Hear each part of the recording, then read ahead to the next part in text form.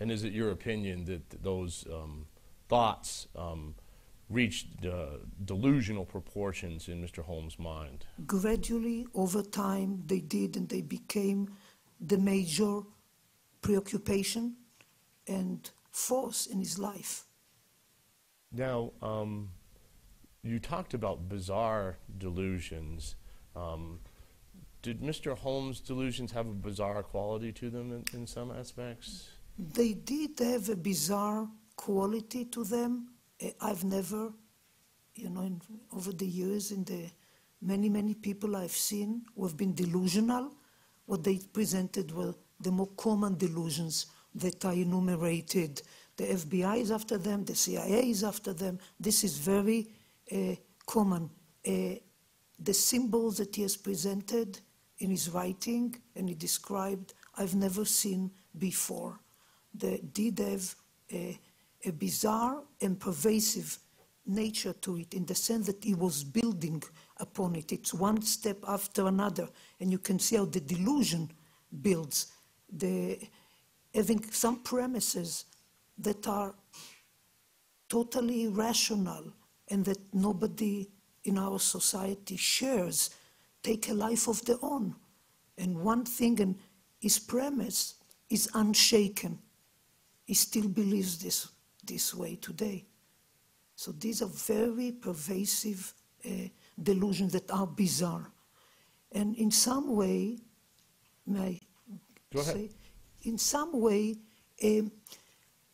over the years when I think about it, thinking about it is that the higher functioning people, namely those who have greater intellectual capacity, are the ones who come up with the most bizarre delusions.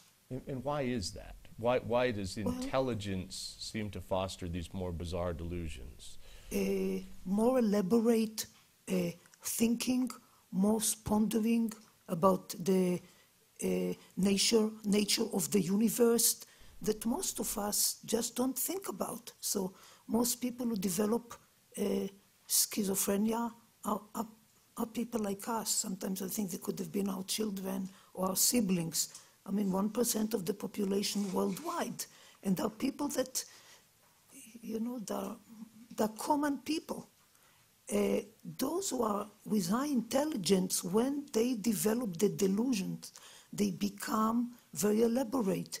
The only person one person that I've evaluated the writing, most people do not produce extensive writing, was Ted Kaczynski, with his bizarre delusions, who had a similar level of intellectual functioning to Mr. Holmes, IQ that are very high.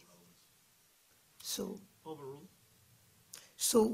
it takes a certain level of intellectual ability to elaborate and take off and persist with it in a way that permeates a person's life.